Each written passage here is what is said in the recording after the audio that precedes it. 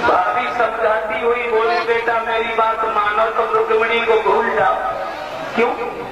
हमने सुना है द्वारिकाधीश भगवान आएंगे, तुम उनके सामने टिक नहीं पाओगी, इसलिए मत जाओ ससुराल। ससुराल के अंदर भाभी कृष्ण कितनी देर के लिए है? कृष्ण में जाना बहादुरों का कर्तव्य होता है, न कि ग्वालों का। ग्वाल कभी युद्ध नहीं कर पाते, तो हम रुक्मिणी को लेके जाएंगे। एक बात बताओ, दूल्हा बनने में तो कोई कमी नहीं है। एक लड़की बोली कोई कमी नहीं ससुराल, लेकिन मतलब अभी मौकी और जब चेहरा की ओर देखते हैं तो लगता है कि काजल नहीं लगा है। ससुराल अपनी भाभी को दौड़ पड़ो, कभी छोड़ दी तुम्हें काजल क्यों नहीं लगाया? जाओ काजल लेके आओ। चलिए अब ससुराल के काजल लगाते जाते समझाती जाती, बेटा मेरी बात सुनोगी क्या?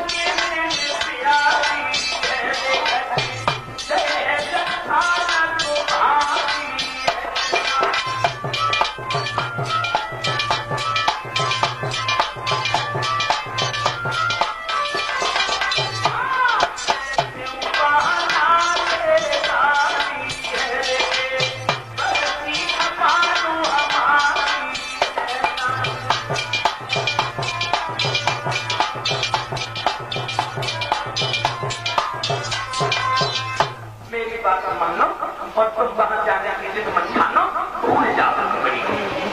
सुन भाभी के बहन की तन में ज्वाला, और मेरे दादा सगे नंद को लाला जाएंगे और रुक्मिणी को साथ लेके जाएंगे, ठीक है ना?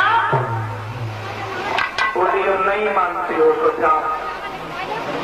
तो भक्तजनों, शादी की तिथि जो निश्चित थी उससे 15 दिन पहले उसने नगर को घेर लिया।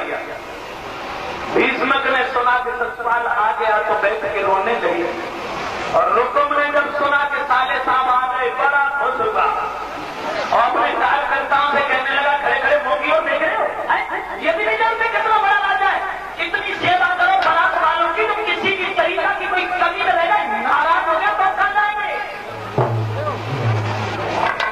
उधर रुक्मिणी ने सुना कि कृष्ण नहीं, मेरा भैया बीच में दीवार बन के बिलक बिलक करके रुक्मिणी रोने लगी, श्याम सुंदर ये क्या हुआ, ये क्या हुआ?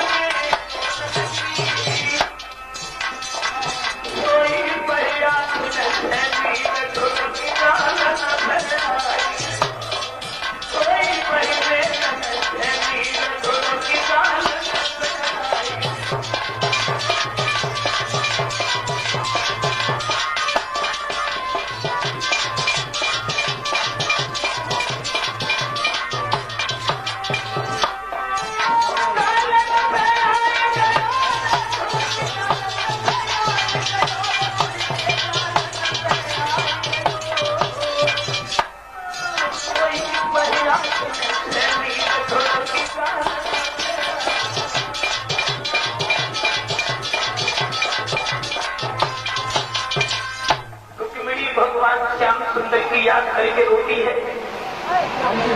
अक्रमांक वहां पर एक ब्राह्मण का आना हुआ है। आवाज लगाई, रुक्मिणी हमें भिक्षा दे जाओ। रुक्मिणी निकल के रोती हुई सामने पहुंची, का माफ कीजिए पंडित जी, आज तुम्हें कुछ नहीं मिलेगा। क्या आज तो तुम्हारी शादी है और शादी के दिन भी खाली हाथ जाएंगे हम। बोली शादी कहाँ है, जीवन की बर्बादी है। तुम बताओ मैं भैया के साले की पत्नी कैसे बन जाऊं? मेरा संकल्प है कि मैं कन्हैया के अलावा दूसरे से शादी नहीं कर सकती। कन्हैया? पंडित जी बोले उसको यार कभी नहीं आए, तुम कन्हैया को कैसे जानती हो? तुमने कन्हैया को कहा देखा? बोली मैंने तो खूब देखा है। देखा है? जब तो यहाँ कभी आए नहीं, फिर तुमने कहा देखा? पंडित जी मैंने कहा देखा?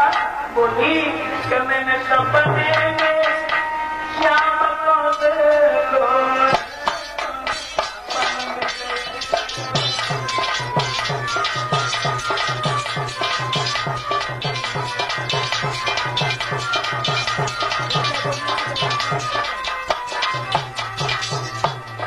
कहाँ देखा? सपने। कोई बात भी हुई थी सपने में? बोली हाँ हुई सपने। कौन? कहीं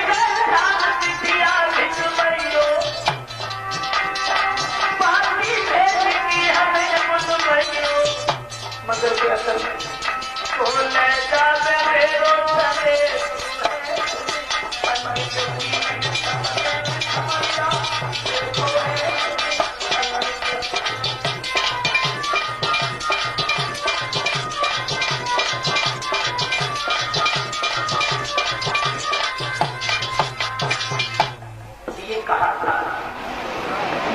ससुराल आ जाए तो हमारे लिए घर प्रवेश करना। पंडित जी बोले तो क्या हुआ? चिट्ठी तो भेज दी होगी तुमने?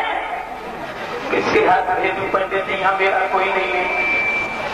छोटा सा एहसान आप ही कर दो, मेरी चिट्ठी को द्वारिका तक आप पहुंचा दो। पंडित जी बोले हाँ हम तो मर जाएंगे, रास्ता नहीं। हाँ द्वारिका यहाँ तो है नहीं, बहुत दूर है। और कब तक चलेंगे? हम तो रास्ता में मर जाएंगे, मेरे बच्चे बाहर। नहीं पंडित जी थोड़ा सा एहसान कीजिए, आप हमारी चिट्ठी को किसी तरह से वहां तक पहुंचा दीजिए। पंडित जी के दिल में तरस आ गया, कोई बात नहीं लिख जाए, ले जाएंगे। पहुंचे गए तो पहुंचे गए और ना पहुंचे गए तो पहुंचे गए। रास्ता में मर गए तो भी भगवान के पास पहुंच जाएगा, कोई बात नहीं लिख दें। तो बड़ी भगवान के लिए जो शब्द लिखती है हमें बहुत बुरी तरीका से भेज गया है। और अगर आप नहीं आए तो हमारी लाश भी तुम्हें देखने को नहीं मिल सकती। पूरे से ब्राह्मण चिट्ठी लेके चले, प्रचार को निकल गए। फिर बुढ़ापे में पैदल नहीं चला गया और लेट करके पंडित की गहरी नींद में सो गई। पैदल नहीं चला गया और बुढ़ापे में पैदल ही नहीं, बुढ़ापे में कुछ होता ही नहीं। शरीर साथ छोड़ देता है, इंद्रियां काम करना बंद कर देती है, तो फिर बुढ़ापे में किसी की अच्छी बात भी अच्छी नहीं लगती। और दोस्तों हर इंसान को धोखा दे जाता है, लेकिन कुदरत की बनाई हुई दो चीजें ये कभी किसी को धोखा नहीं देती है, एक मौत और एक बुढ़ापा। ये किसी को धोखा नहीं देते। तुम बुढ़ापे को भूल जाओ और बुढ़ापे को मालूम है कि तुम कौन से गांव में हो, कौन से खानदान में हो, कौन से मोहल्ला में हो, कौन से घर में। बुढ़ापा जानता है और बिना बुलाए आ जाता है, कितनी भी कोशिश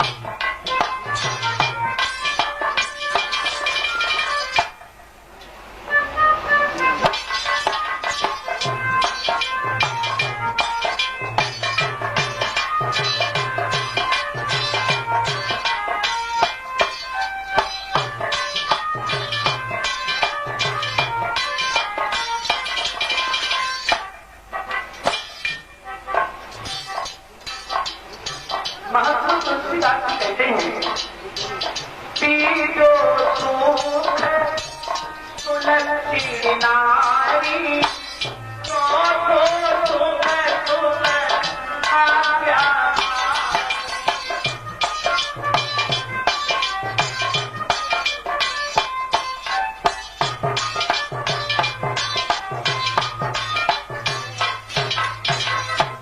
महात्मा तुलसीदास जी ने बताया सबसे ज्यादा सुखी कौन है कि पहलो सुख निरोगी काय